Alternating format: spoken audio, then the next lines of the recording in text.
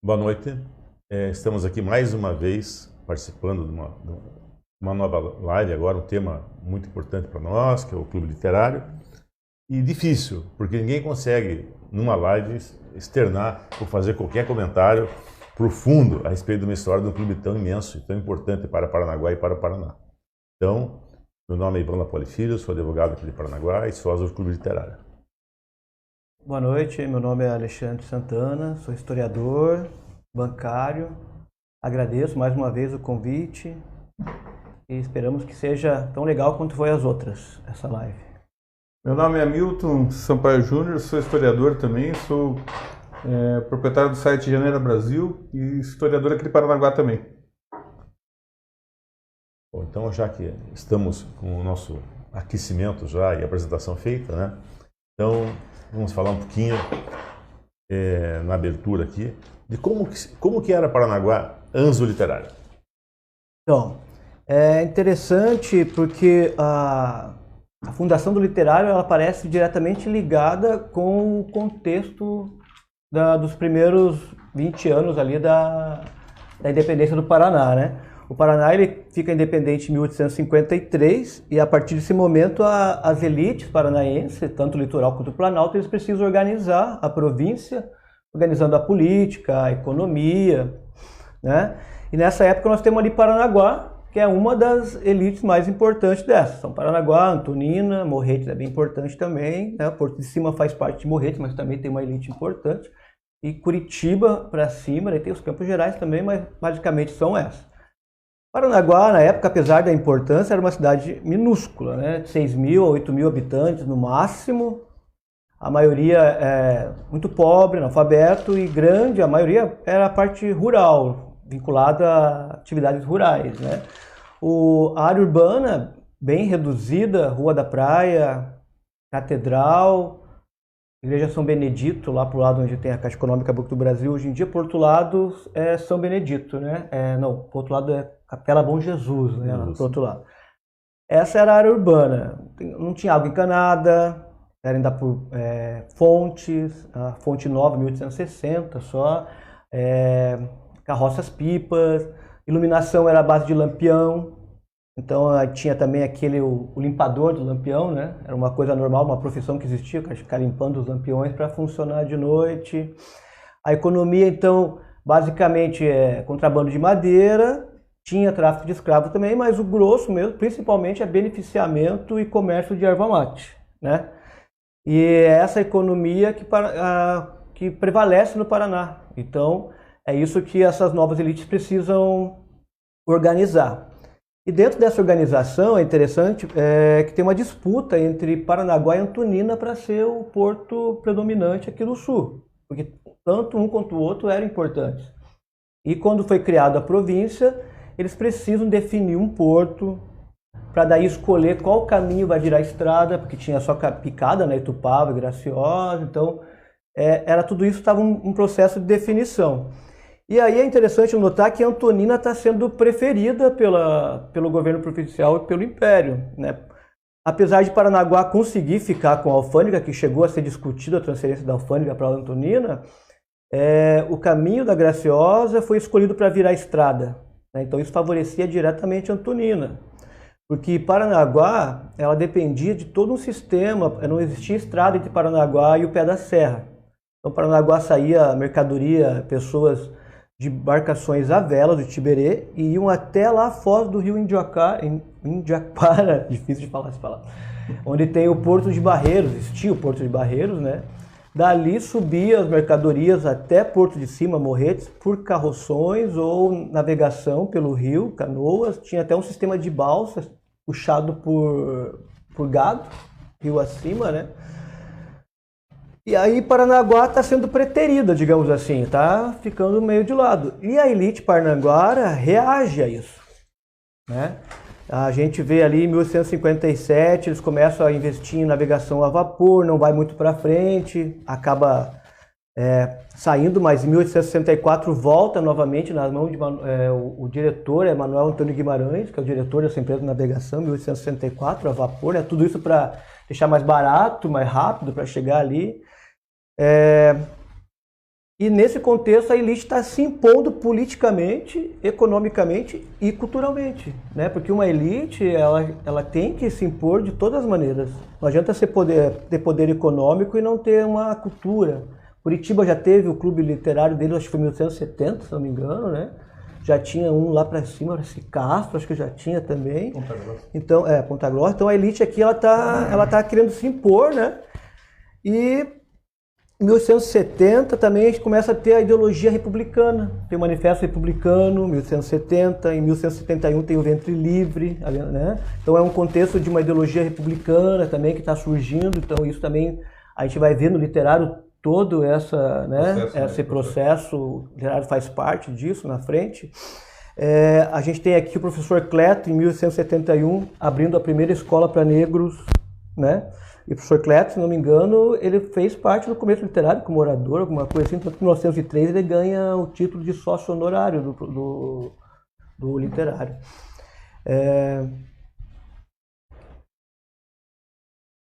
Na verdade, a cultura do mate, se não me engano, forte era aqui mesmo, né? Porque Santa Catarina ali, praticamente... No Paraguai. Né? O Paraguai Sul, também, né? Tem mais um forte mesmo. Se começou aqui, eu acho que não sei se dá para afirmar. São Paulo ali pertinho, mas aqui era forte, né? Então, daí, nessa mesma época, 1870, 71, Rebouças ganha o projeto de fazer a estrada de trem partindo de Antonina, daria de Antonina, passaria por Barreiros, subiria a Porto de Cima, Morretes, contornaria a Graciosa a serra lá pelo Vale da Graciosa, nem atravessaria como, né, foi atravessado. E a elite, então, de Paranaguá, ela precisa reagir mais ainda, porque se acontece isso, seria o fim de Paranaguá. Aí o porto de Antonina seria o principal, e quem é que ia passar mercadoria por todo esse sistema de navegação e mulas por Itupava até chegar aqui, seria muito mais barato você. Então a elite consegue, nessa mesma época, para fazer um ramal daqui de Paranaguá para Morretes. E aí começa essa briga, essa rivalidade, ela acirra, na verdade já existia, mas ela fica mais acirrada nessa época. E dentro desse contexto de fortalecimento da elite paranaguara, de tentativa de fortalecimento, de imposição dentro da nova província, vem essa elite que está se organizando, se fortalecendo, ela vem e funda o literário, né? E a gente vai ver todo esse pessoal aqui importante na formação do literário, e a gente vê que o literário leva toda essa herança aqui republicana, anti-escravagista, né? Que é uma idealização cultural disso tudo que estava acontecendo, dessa ideologia nova republicana que estava se impondo, que estava aparecendo, né?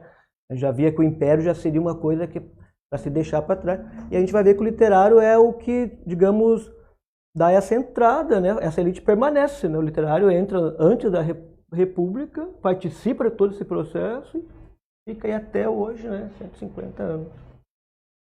Então, vamos falar um pouquinho agora sobre os primórdios do Clube Literário. Vamos agora entrar na questão literária mesmo. Então, eu gostaria que o Hamilton começasse, na sequência nós fôssemos em frente aqui.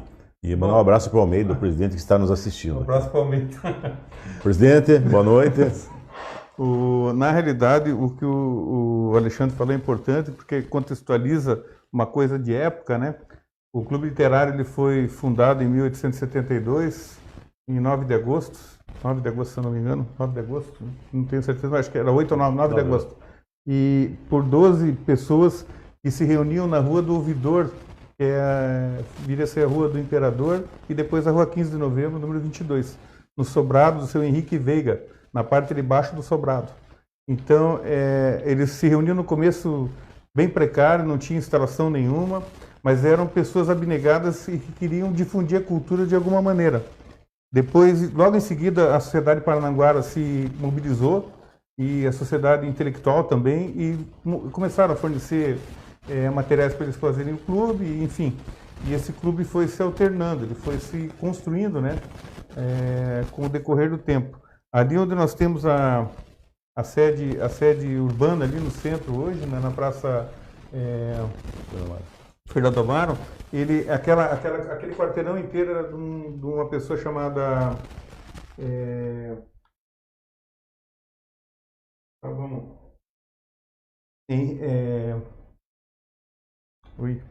Então, era de uma Henrique Gomes, na realidade Henrique Gomes, Caetano Henrique Gomes. E a ideia dele, ele construiu um sobrado ali, era o quarteirão inteiro dele. A ideia dele era fazer um lugar chamado Teatro São Caetano, era para sair ali onde é a sede urbana do Clube Literário. Não saiu esse teatro, não vingou. Ele cedeu aquilo para a empresa de bondes que funcionou ali no período. Nós estamos falando de 1875, já 1876. E cedeu para a empresa de bondes, depois cedeu para clubes carnavalescos e, por fim, ele doou para a Irmandade da Santa Casa de Misericórdia, que funcionava ali na igreja de Bom Jesus dos Perdões, que era na frente ali, onde começou a Santa Casa. A Santa Casa precisou de um pouco de dinheiro e vendeu aquilo para o senhor Freseiro, que era um construtor que tinha em Paranaguá, e começou a construir ali, acabou não terminando, e isso a diretoria do Clube Literário, o Clube Literário já existia, se cotizaram e compraram o sobrado, que viria a ser o prédio que foi construído depois ali. Então, o Clube Literário tem muita história nessa época aí, ele participou de grandes momentos, tem a biblioteca literária é uma coisa muito importante na época. Hoje nós estávamos falando sobre isso. Paranaguá, nessa época, tinha 7.519 pessoas, em 1872. Dessas 7.519 pessoas, 1.947 sabiam ler e escrever. E dessas 1.947, no primeiro ano de fundação da Biblioteca do Literário, 500 pessoas pegaram livros para ler lá. Então, um terço da população que lia e escrevia, um terço ou um quarto da população, se servia da Biblioteca do Clube Literário. Chegou a ser tinham 4 bibliotecas no Paraná, uma pública e 3 privadas, né? A biblioteca do Clube Literário era tida como talvez uma das mais importantes do Império e do Paraná. Inclusive no Almanac Lambert, eles falam sobre isso, sobre a biblioteca que tinha em Paranaguá, que era do Clube Literário, né? Que era uma das bibliotecas mais importantes do Império. Então, seria isso, né? Esse contexto O Alexandre Milton comentou que falou muito em elite, né? Mas nós sabemos que o literário não era uma elite, o surgimento do literário não foi de uma elite financeira, de uma elite econômica, foi de uma elite cultural, né? Sim. Então, lembrando que o começo do literário foi muito humilde, né? As reuniões eram em cima de caixotes e à luz de vela, né? E o objetivo era trazer cultura e trazer conhecimento para a população. Você concorda com essa tese de elite cultural em vez de elite econômica? Eu acho que sim, eu acho que a elite econômica, pelo que nós sabemos, é exatamente isso que você falou. Eles se reuniam no primeiro momento em caixotes de madeira, com velas de sebo, inclusive falam sobre isso, velas de sebo. E eu acho que nesse momento a elite financeira, da elite capitalista, ela começou, ela veio e encampou daí, porque seria uma maneira de reforçar o movimento republicano, entendeu? Sim. A ideia era essa, você fornecer cultura, né? E em contrapartida você daria uma evidência maior para a cidade, e na província mesmo, né? E o negócio ia se desenvolver melhor. Então acho que no segundo momento, a elite financeira, econômica, né? Ela chegou e impulsionou a coisa, chegou e disse, vamos construir, daí vamos fazer, porque daí, veja o que aconteceu depois do salto que deu. Teve a construção no centro, ali no centro, onde era a Praça Fernando Amaro, a parte da frente é para a Praça Cônego Alcedino, da onde era o prédio esse sobrado do Clube Literário. A parte traseira tinha um jardim enorme ali, com uma grade de ferro, todo arborizado, e eles tinham um terraço ali, onde os sócios podiam tomar refresco à tarde. Então, e daí ele começou a se tornar, eu acho, um clube misto entre a elite e a intelectualidade. No momento ali da cotização, né, ali a gente já vê a participação de toda a elite econômica, que é o grosso ali, que compra... A ideia de uma ideia cultural. Que se mistura, né, porque a gente tem que pensar que o pessoal sem dinheiro não tinha tanto acesso, né? São raros. Assim, por exemplo, Forcleto é uma grande exceção, né? De um cara que saiu da pobreza. Mas acontece que o literário nasceu aberto. Ele não foi fechado.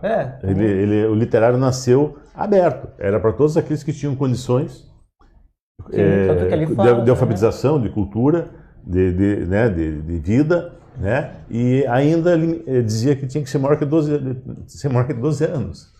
Por conta do que a pessoa trabalhava. Trabalhava, né? Então tem que ser maior que 12 anos, né? Então, né? Vamos voltar assim, usar uma expressão que é muito bacana, né? Que o literário nasceu para as riquezas do intelecto e da luminosidade do espírito. A maçonaria está junto nesse começo, porque lembra que tinha um jornal em 1970, Operário da Liberdade, que é um maçom que lança, ou seja, já existia, né? A gente vê que já tinha os jornaizinhos nessa época, então existia uma orientação cultural forte. Eu acho que ela estava envolvida na questão do movimento republicano muito forte. Sim, né? não, só que sim. E tem uma coisa interessante do Clube Literário, que eram as assembleias literárias. Em 1873, até eu tinha notado aqui sobre isso, é muito interessante, teve um encontro dessas assembleias literárias em 1873, e se discutia o seguinte: como deve ser conduzida a mulher, como deve ser considerada a mulher em relação ao homem, e se ela se ela teria a mesma condição de trabalho do homem. Você veja isso, nós estamos falando de 1873, a importância disso, não vamos falar nem de local, vamos falar isso em provincial, na questão até do império. Essa discussão é importante, porque que a mulher podia representar, né? E aonde se falava sobre isso? Era uma época que a mulher até para sair para a rua precisava sair com o pai. Mas aí nós estamos entrando no próximo tópico, que a gente entende assim, que o Clube Literário mostrou, né, ou através do Clube Literário, que a mulher tem voz. Tinha voz naquela época, né? Então vamos falar assim, talvez das maiores doadores do literário foram doadoras. Foram duas doadoras da biblioteca. Uma foi a bisavó do Dr. Hugo Correia, né? Foi bisavó dele, né? E a outra é uma pessoa também da família Monteiro, de muita tradição, né? Abnegados, que fizeram doações enormes para a biblioteca. Então, né, nós entramos naquele tópico agora de que a mulher tinha voz, né? Então começou com a doação das mulheres para a biblioteca, e na sequência veio todo o envolvimento familiar, né? Porque a sociedade foi um mix de sociedade cultural para a sociedade social também, né? E ingressaram as famílias, né, dos sócios, com eventos e grandes participações.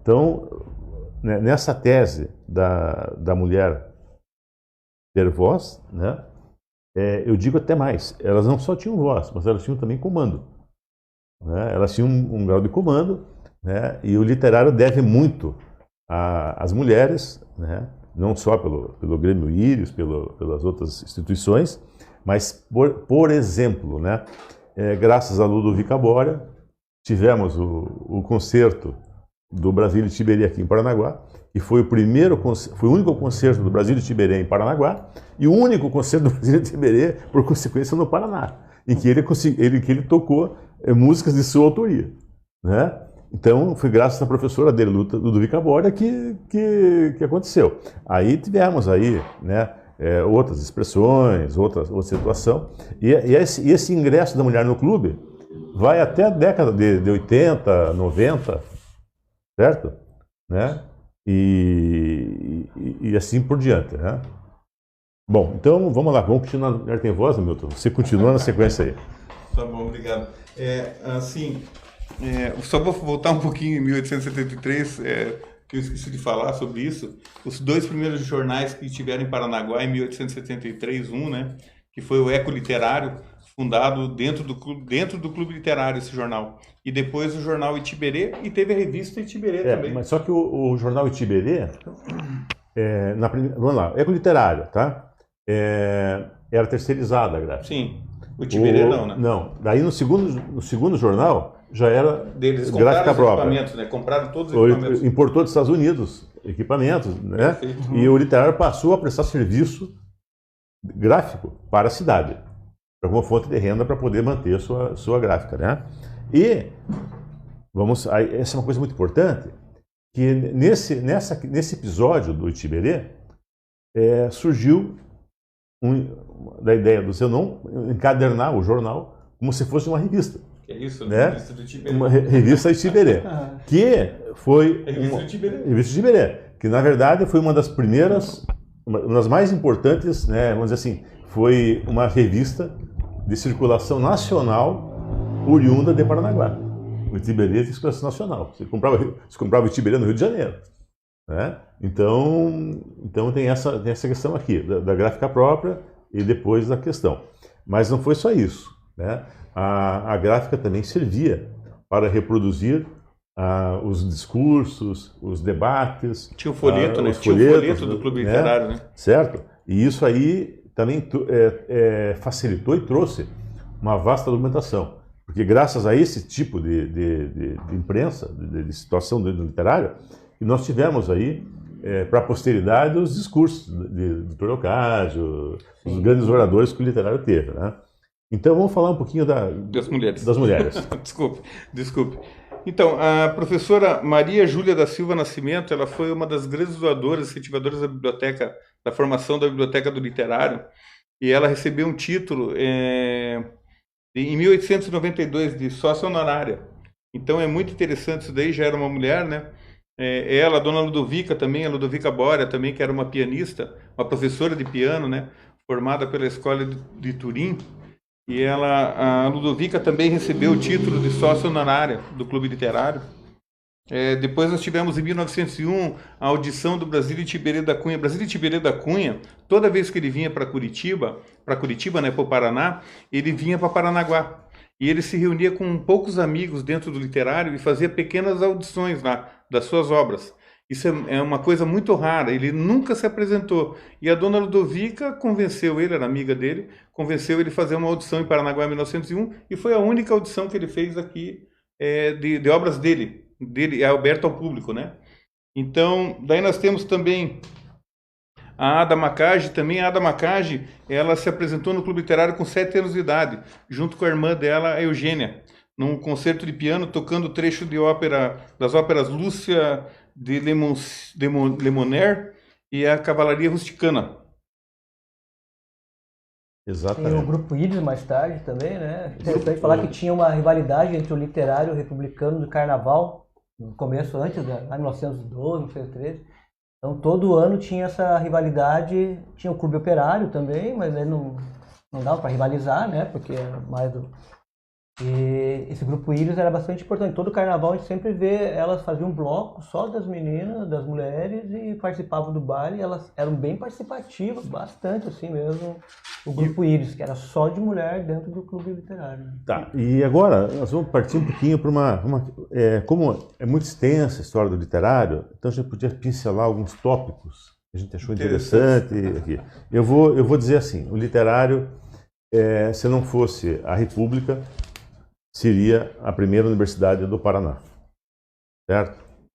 Eu concordo. Né? Por quê? Naquela época o literário já tinha vários, em 1874, já tinha diversos cursos didáticos, entre eles um curso famoso que era o mercantil, que corresponderia a uma escola de comércio. A escola mercantil, né? Escola Famosa, mercantil, né? Mas tinha curso de geografia, tinha curso de pintura, de latim e até de costura.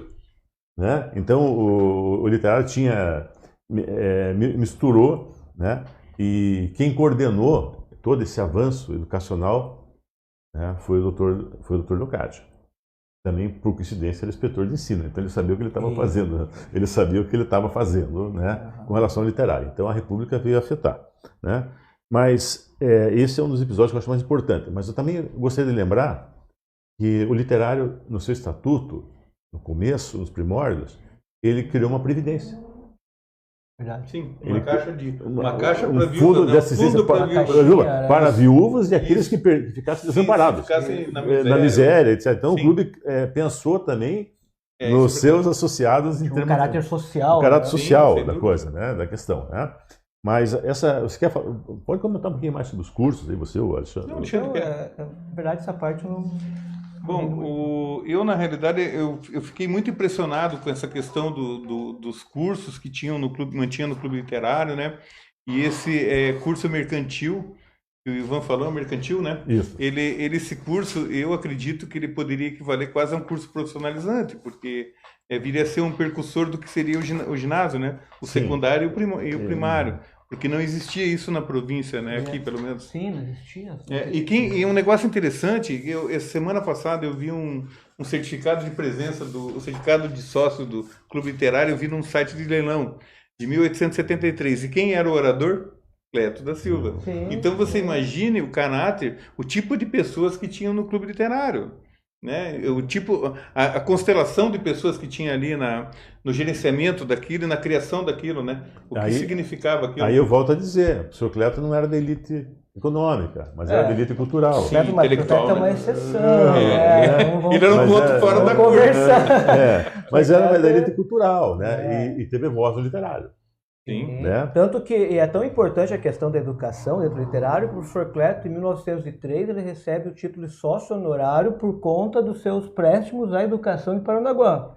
Depois não ele ganha esse título por conta, então a educação é uma questão muito valorizada dentro do clube. Não é um clube literário, né? É um clube de cultura, né? Então ele priva pela elevação cultural das pessoas. Essa professora Maria Júlia da Silva Nascimento, que ela é mãe do Nascimento, na realidade. Do Vicente Nascimento. Isso, do Vicente Nascimento. Do Nascimento Júnior. Vicente Nascimento Júnior, exatamente. Ela ganhou esse título também porque ela foi uma grande professora aqui em Paranaguá também. Sim, e ela se correspondia com a Princesa Isabel. Ela trocava correspondência com a Princesa Isabel. Devem ter, talvez, se encontrado. Porque a Princesa Isabel esteve no Clube Literário. E por falar em Princesa Isabel e Dom Pedro, né? Nós vamos falar o seguinte, né? Que a gente de vez em quando escuta, nesses salões aqui, dançaram Dom Pedro. Não, para um pouquinho. A sede urbana é de 1932, né? Certo? Né? Então, Dom Pedro não podia ter dançado a sede urbana, né? Certo? Mas na quarta sede social, que aqui não era própria, né? É que o Dom Pedro realizou seu primeiro... E teve no baile, que foi realizado comemorativo. E na sexta sede foi que teve a presença de Princesa Isabel, né, Condessa de e sua comitiva, em dezembro de 1874. Então não tem nada a ver com a sede urbana. Isso é muito interessante. E nem com a sede dos contextualizar, né? É interessante isso porque é muito normal de fazer esse tipo de associação errada. Você vê uma coisa hoje, né, e fala, aqui aconteceu, mas você não sabe que na verdade naquela época não foi exatamente ali, né? Sim. Né? Não. Esse documento aí, ele é o livro de assinaturas do Clube Literário original, é mantido até hoje pelo Clube Literário, né, esse documento. Vocês vão ver ali no lado esquerdo, tem a assinatura Dom Pedro II ali, e 19 de maio de 1880. Foi nesse dia que ele teve do Clube Literário. Ele foi recebido porque a entrada do Clube Literário, ele era na Rua 15, próximo onde hoje é Hugo Simas, ali, né, o Calçadão, né? Isso. Era bem na esquina ali, essa sede ali, onde foi essa época aí, se eu não me engano. E a outra é da Princesa Isabel, que ela teve... O Dom Pedro veio para o Paraná em 1880 para a inauguração da Estrada de Ferro, do início das obras da Estrada de Ferro, que já tinha acontecido há 7 anos, né? Para a segunda inauguração. Isso, para a segunda inauguração. E a Princesa Isabel teve no dia 18 de dezembro de 1884, a assinatura dela, veio com o Conde Deu e tal, e é isso que o Ivan acabou de falar. Que sorte você não ter se perdido. Que sorte, o documento está desse jeito, esse é o documento. Foi perdido muita coisa. Por sorte. Bom, e o literário, vamos dizer assim, né? Ele é o pai de muitos filhos, né? Então, dentro do literário nasceu o Instituto Geográfico de Paranaguá, o Centro Musical Carlos Gomes, né? O Centro Médico de Paranaguá, o Centro de Cultura Júlio Teodorico, já extinto, o Cidade Amigos da Música, né? O Museu História da Cidade, o Centro de Letras Leôncio Correia e, naquela época, uma parceria muito forte na parte cultural do literário com o Conselho Municipal de Cultura, que foi o ápice do Conselho Municipal de Cultura, né? Então, essa importância do literário, o que vocês podem imaginar nesse contexto? Tudo que a gente vê hoje, nós estamos vendo aí as sociedades que persistem surgiram dentro do literário. Acredito até que foi omisso aqui, mas acho que o republicano também teve origem não no literário, mas teve origem que impactou no literário. Sim, por causa do que o Alexandre falou, o movimento republicano. O republicano também. Então, né, essa questão nós não podemos deixar de lado, de observar, em razão disso. E dentro, né, também o movimento republicano, o movimento abolicionista foi muito forte dentro do literário, né? Aconteceu tudo, né? Então, ele é uma coisa que foi antes da República, né? Tipo, foi o pessoal que participou do movimento republicano, podemos dizer assim que fortaleceu ali e permanece após a República cada vez mais fortalecido, né? Chegando até o tempo de hoje. Então, assim, a importância que seria, na história é ruim falar o que ser, né? Senão, mas é impossível não falar sobre especular. Como também não é impossível a gente esquecer né? Nós vamos nos lembrar sempre de Vila Lobos e sua participação no literário. Né? Certo, amigo? Sim, perfeito. Outra coisa que eu só queria não esquecer, né? A gente, aquilo que eu vou falar é verdade. É impossível falar de um clube desse vulto em tão pouquinho tempo que nós temos aqui. Então, para nós falarmos, teria de fazer vários blocos, várias vezes, e nós teríamos de nos preparar também muito mais, porque é impossível você fazer isso em poucos minutos. Só queria falar sobre a Sociedade Brisa da Marinha, que foi a primeira sociedade feminina de Paranaguá, organizada, que as mulheres faziam encontros, né? E falar sobre o Seu Filó. Não vou esquecer de falar sobre o Seu Filó, porque o Seu Filó é uma história muito interessante de Paranaguá. O Seu Filó é um personagem que ele apareceu em Paranaguá em 1875, mais ou menos 77. Ele apareceu, ninguém sabe de onde. Ele surgiu e ele era uma pessoa que era muito aficionada com jogos. E ele trouxe para Paranaguá um jogo que era no formato do jogo do bicho, mas era o jogo das flores. Então ele tinha uma lousa com duas partes e ele de manhã ele entrava numa sala fechado, tal, e ele escrevia o nome de uma flor e punha um número. E fechava aquela lousa, punha numa caixinha lacrada, e a caixinha lacrada com sinete de cera, quer dizer, imagina, né? E pendurava aquilo na Rua Faria Sobrinho, mas já no sobrado do literário, não no prédio que é hoje, no sobrado anterior ao que é hoje, que pegou fogo, isso que o Alexandre vai falar depois, pegou fogo em 1930. Então ele pendurava na sacada e no final da tarde, às 7 horas da noite, ele ia lá, abria e tirava a flor e quem tinha feito o sorteio, né, quem tinha acertado, ele pagava e a pessoa ia embora. O interessante é que ele andava na cidade distribuindo pistas das flores. Então o pessoal, ele foi um personagem muito interessante. E no prédio, ele tinha uma salinha alugada embaixo, que era um sobrado de paredes de madeira. Ele tinha uma salinha alugada onde ele fazia esse jogo dele e tal. E do lado tinha uma mercearia. E tinha um caixeiro na mercearia, se eu não me engano, Carlos Eugênio. E esse caixeiro disse, pô, vou passar a perna nesse cara. E furou na parede, fez um buraco. E de manhã, dormiu a noite lá, de manhã ele ouviu os passos, seu filho estava entrando. Ele achou que conseguiu ver e pôs o número de uma flor lá e o nome, mas ele não se aguentou, ele contou para todo mundo na cidade. O que aconteceu? Chegou a tardinha, estava todo mundo na frente de onde era o clube literário ali, desesperado, para dizer, pô, vamos passar a perna nesse cara hoje, né? E no fim, ele pegou com a maior calma, ele entrou, tirou o negocinho da cordinha, desceu no chão, abriu a caixinha na frente de todo mundo e o nome era outro que tinha ali da flor. Claro, ele devia se prevenir disso de alguma maneira. O pessoal especula que ele fazia de uma flor, deixava mostrando ali e depois mudava para se tivesse alguém visto e tal. E o que aconteceu? O rapaz perdeu, todo mundo que ele indicou, que tinha falado, ficaram muito bravos com ele, né? E o Seu Filó desapareceu aquela noite de Paranaguá. E nunca mais se soube do Seu Filó. Não podia deixar de falar do Seu Filó. Mas seria bom, Alexandre, falar sobre o incêndio. Bom, essa parte do incêndio é uma parte muito tranquila do clube, polêmica no clube, né? Mas o Alexandre tem... Eu achei alguns jornais da época ali. Na verdade, um jornal, o jornal O Dia, algumas edições, assim. Eu achei interessante porque ele narra a noite do incêndio, assim. Que às 2 da manhã do dia 19, né? O dia 18, começa a tocar o sino da catedral. 2 da manhã, alertando que estava acontecendo alguma coisa na cidade, né? E aí o pessoal do jornal O Dia, a sede deles, é outro nome que fala, né? Mas estava ali perto do literário. Eles acordam o pessoal batendo na porta e saem, só colocam as capas por cima do pijama, e outros que vão de pijama lá pro literário. 2 da manhã. Quando eles chegam lá, que a labareda já está dominando já o clube. Já está cheio de móveis na rua, livros e papéis, tudo na rua, já porque teve um pessoal que entrou para salvar, né?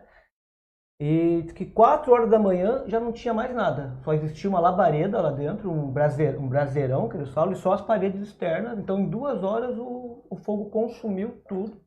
E foi tão grande o fogo que na frente do literário tinha uma padaria, uma panificadora, e ela também teve as paredes chamuscadas, danificadas. E o que eu encontrei ali que embaixo do literário, além da gráfica do jornal Tiberê, que estava assegurada, né? Ela tinha seguro também, o correio funcionava ali embaixo. O correio né? era inquilino, né? Isso, e aí o correio, por conta do incêndio, foi transferido lá para o armazém do Alberto Veiga, por conta desse incêndio ali. E o fogo foi tão grande que no dia seguinte, quando os caras estão escrevendo o jornal, é 2 horas da tarde, eles falam agora, 2 horas da tarde, estamos escrevendo o jornal, e o braseiro ainda continua forte lá. Então, 12 horas depois, ainda tinha braseiro, e era tão forte o braseiro que foi interditado toda aquela área ali. Ainda por alguns dias, acho que não sei, eu não achei quando que caíram as paredes, mas nos primeiros dias as paredes estavam pendentes a cair, eles inclusive bloquearam o trânsito ali. Aí teve o inquérito policial, porque era normal, por conta de ser assegurado, né? Mas não teve nenhum, não acharam nada. A suspeita é curto-circuito. Eu achei ali a informação que existiam 10 ligações. O que são 10 ligações? Hoje em dia a gente tem um relógio na casa, né? É um relógio que entra a luz. Naquela época ia fazendo as coisas conforme ia aumentando, então tinham 10 ligações de luz no Clube Literário.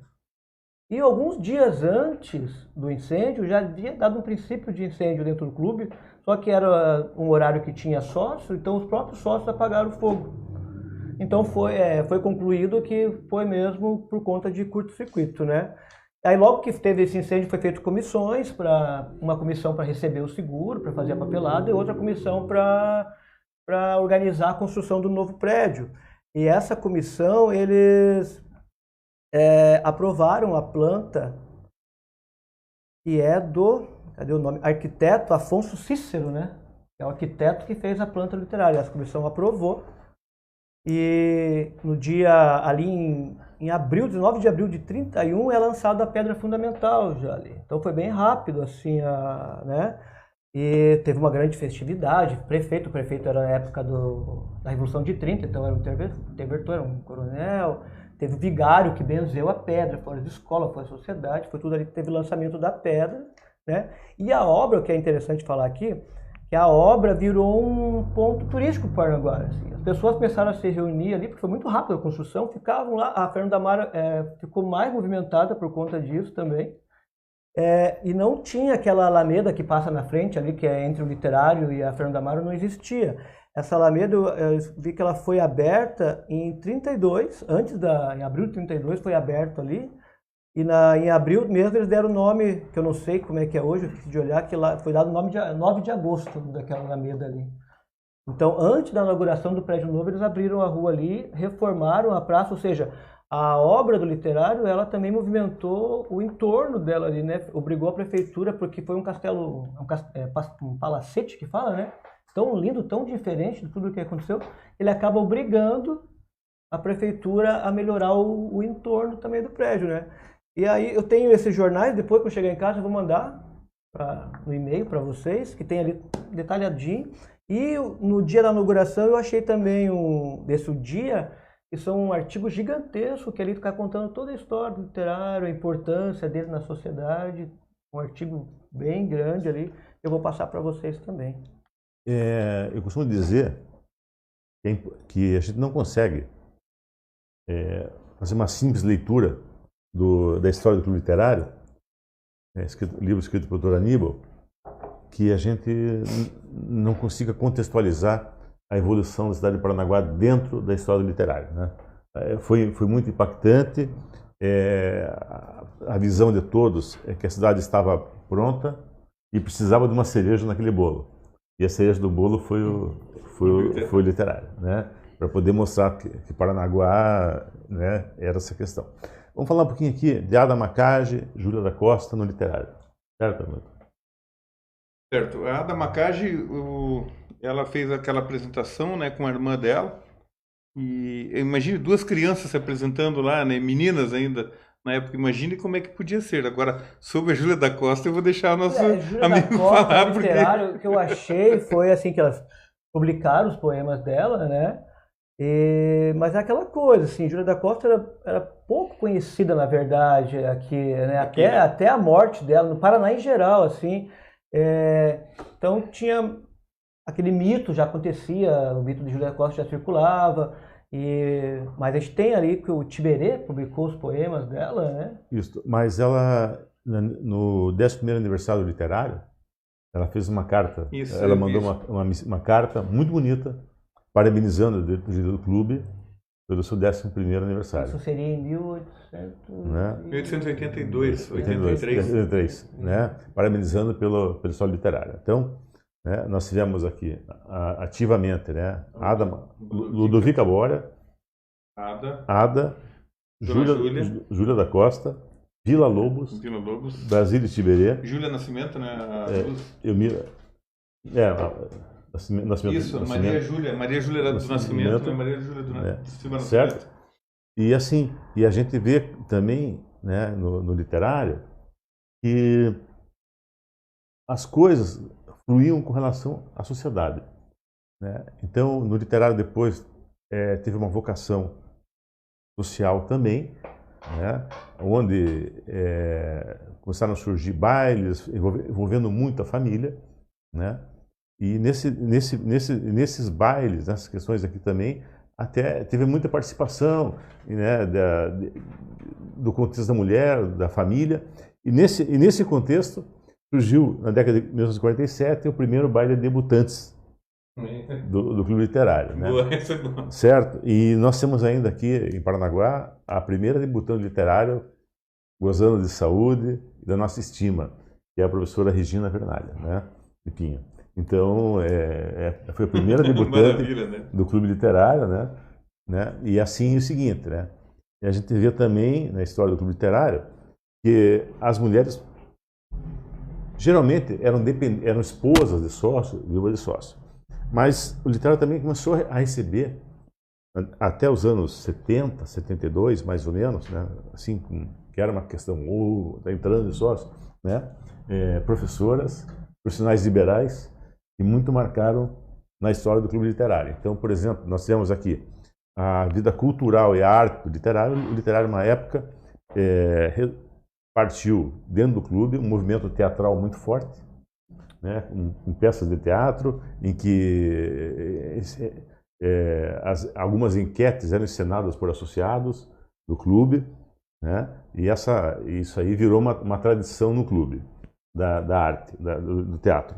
E também dos recitais. Todas as escolas de piano aqui de Paranaguá faziam seus recitais de encerramento de ano ou então de datas comemorativas dentro do Clube Literário. Então o literário era, na verdade, um palco. Sim. Para formatura, casamento, coisas importantes. Mais para frente ali, uma coisa interessante, que é um aniversário de 15 anos, eu não lembro o nome do aniversariante, eu tenho lá em casa, mas aí teve um coral na época. E um dos adolescentes, eu digo adolescente porque devia ter uns 15, 16 anos na época, que cantou no coral e se destacou, diz o jornal, foi o Vicente Elias. Exatamente. O Vicente Elias era... Esse dia eu até falei com o Fabiano, eu sabia que teu pai era cantor. Ele falou, pai, eu adorava cantar, ele cantando. Então, com 15 cantava no coral da anos, Igreja do Dia também. ele cantou no literário nesse aniversário e o jornal citou o nome dele. Tipo, ele nem era, né, um jovem... Sim, um jovem, pobre, né? Aí, tipo... Era um líder normal, né? Um jovem normal da cidade. Então não foi citado por ser importante, foi citado porque ele realmente se destacou como cantando, né? Lá no aniversário de 15 anos dessa pessoa. Então, mas a história mais recente do clube, né? Os shows, né? Sim. Os artistas de ponta do Brasil se apresentavam no literário, né? Então você podia imaginar o baile do aniversário literário, etc. Não, pode ser certeza que... A questão das danças também, o pessoal dançava uma dança mais...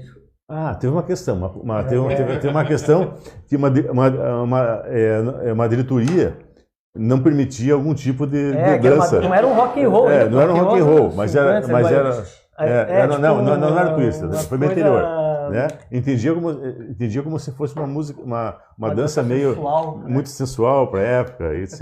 Então tinha essas questões. Mas assim, voltando a falar um pouquinho da história mais recente do literário, que não está no livro aqui, né? Consta no livro, mas não consta tão profundamente aqui. Teve o episódio da sede campestre literário, e foi um episódio muito interessante, porque teve a questão da Marinha, né? A família Cuminese doou uma área. Tinha um prazo, né? Doou uma área, tinha um prazo. Aí o Antônio José Lobo, o Elcio Torres e o prefeito Nelson Barbosa foi vital nessa questão aqui e conseguiu, junto com o Transportes aqui de Paranaguá, fazer uma permuta, né? A família Cuminese concordou em que fosse repassado esse terreno para a prefeitura, em troca de uma parte da prefeitura, onde que é hoje a sede campestre literária. Então ali era a escola, né? Escola de aprendizes da Marinha, né? Então agregou muito essa questão do literário, né? Isso evoluiu também, trouxe para uma questão patrimonial, uma questão bem interessante. E hoje é interessante que chamavam ali de sede campestre. E tinha uma festa, né? Eu não achei um detalhe, mas a festa primavera parece que era uma coisa bem importante. Era a festa top. A festa da primavera. E é uma coisa normal, parece que em Curitiba também eu vi lá uma outra instituição que tinha a festa primavera, e era engraçado. O pessoal ainda comemorava a primavera, um resquício talvez bem antigo. Comemorar a chegada da primavera. Pena que a gente não faz mais isso. Então, eu só queria voltar um pouquinho no tempo, só rapidinho, mais uma coisa que eu lembrei aqui para nós, que é aquilo, nem é possível nós falarmos sobre isso, mas o Alexandre estava falando sobre o incêndio, a maior perca que teve no literário, a maior perda foi da biblioteca do literário, todo mundo fala isso na imprensa, e na realidade, o que aconteceu aqui foi o seguinte, em 1895, na Revolução Federalista, quando invadiram Paranaguá, em janeiro de 1894, né? 1894, houve um saque na biblioteca muito grande, e falam sobre isso. Então, a biblioteca era uma biblioteca enorme. Agora, você imagine ficar 2 dias pegando fogo o negócio, e de madeira, tudo bem que o prédio era de madeira, mas tinha muito combustível lá dentro, né? Uma pena. Depois quando receberam o seguro, foi remontada a biblioteca também, que era uma biblioteca muito famosa. Só isso. No jornal, 2 anos ou 1 ano depois da inauguração do clube, já tinha 700 exemplares na biblioteca, no almanaque do governo do Paraná. Todo mundo doava, né? 700 exemplares, mais mapas, não sei o quê. Ou seja, era uma coisa bem relevante mesmo. A questão aqui, o clube teve... O livro conta aqui, ele teve ápices, teve crises, né? E a instituição não chegou a ser abalada.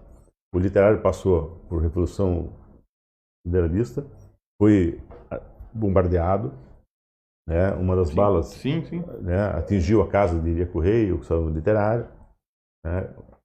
Certo? Essa é uma questão ali, o literário passou por isso. O literário enfrentou crises, enfrentou a Primeira Guerra Mundial, Segunda Guerra Mundial. Gripe espanhola, né? O clube tinha uma série de mecanismos, né, que preservava a sua instituição, né, e não deixou de ser um orgulho para toda a cidade essa questão literária. Mas eu vou falar um pouquinho, voltando um pouquinho no tempo aqui, né? Opa. Tá aqui, ó. A Rosemary Elias está dizendo que ela foi no baile do Roberto Carlos. Mas é lógico, o bailão daquele eu também fui. Eu era pequeno, fui naquele baile, foi sensacional, entendeu? Metade do salão era orquestra, né? Eu nunca vi uma orquestra tão maravilhosa como aquela, o literário, né?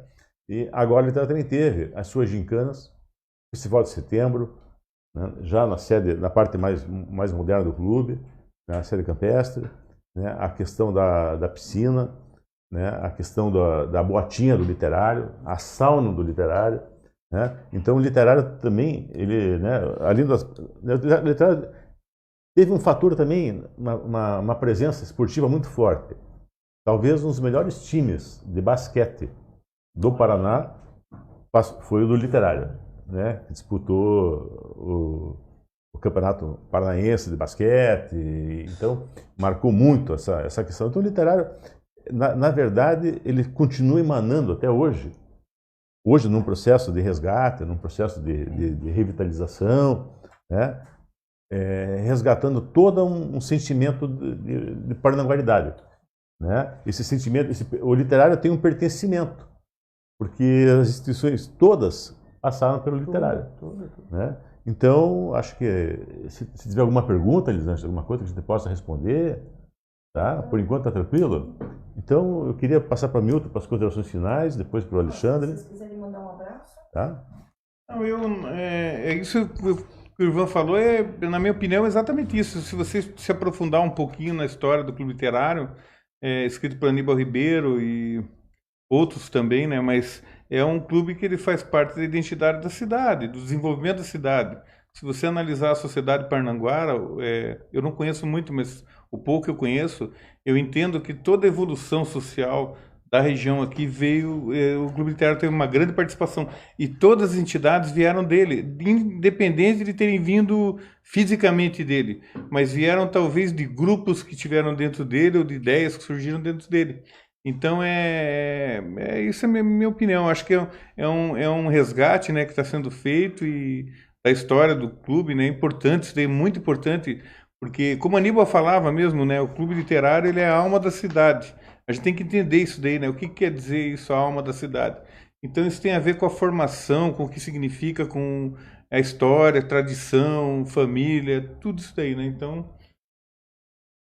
Com certeza, né, é interessante esse resgate que está tendo agora. Espero que depois dessa live mais pessoas conheçam a importância, porque a gente vê ali o palacete, mas a gente conversa com as pessoas não têm conhecimento praticamente nenhum, assim, da importância dentro da cultura, né? Como ele foi digamos, um divisor de águas, né? Como você falou, não só as instituições, mas as pessoas importantes para o negócio, você vai ver ali, você sempre encontra, está ali passando na diretoria, ou mesmo participando das festas, mas todas as pessoas importantes para o negócio passaram por ali, né? Então, assim, é legal que está tendo esse resgate, estão reformando o prédio, né? Vamos tomara que ele crie vida de novo. De novo, né? Eu queria aproveitar para fazer um convite. Dia 30, na reabertura do auditório do Clube Literário, nós vamos ter a palestra do Marco Juliano. Sim. O Marco Juliano é um pesquisador, sócio do Instituto de História Geográfica do Paraná, e ele tem uma questão. Ele fez uma pesquisa sobre Pirata Zulmiro, então ele vai contar da passagem do Pirata Zulmiro em Paranaguá. O Pirata Zulmiro hoje virou uma personalidade real, né? Ele, né, que vai chegar num tesouro na Ilha da Trindade, etc. Ele vai estar fazendo essa palestra de reabertura. E nós já temos em setembro também uma data lá em que nós vamos reunir todos os escritores de Paranaguá para um evento, para uma reunião, e nós já temos assim praticamente certo 3 lançamentos de livros para essa data, de 3 autores paranaguaras aqui. Legal. Então nós vamos fazer uma divulgação muito intensa, né? Esse é um trabalho do presidente Almeida, que pediu para que todos focássemos nesse resgate cultural, e nós vamos aí tomando esforços, né? Inclusive vai ter a posse de uma colaboradora cultural também no clube, que é a filha do diretor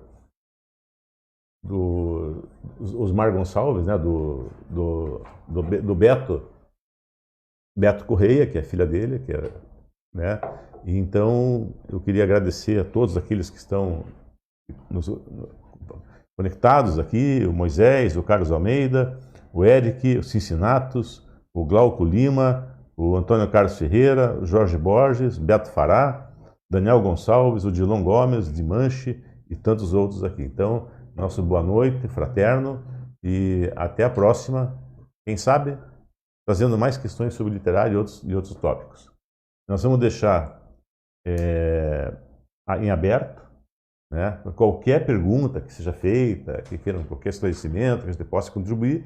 Se a gente souber, nós vamos responder no próprio link da palestra. Tá? Deixar contribuições também, né? E também que a gente não falou, que eu acho interessante. Acho interessante, Fotos, se tiverem fotos antigas, fotos do Clube Literário, fotos de familiares do Clube Literário, pode colocar lá que a gente chega na página. Isso daí é importante para o resgate da página. Vai ficar o link também da página do Literário nos comentários, né? E assim por diante. Então tá bom.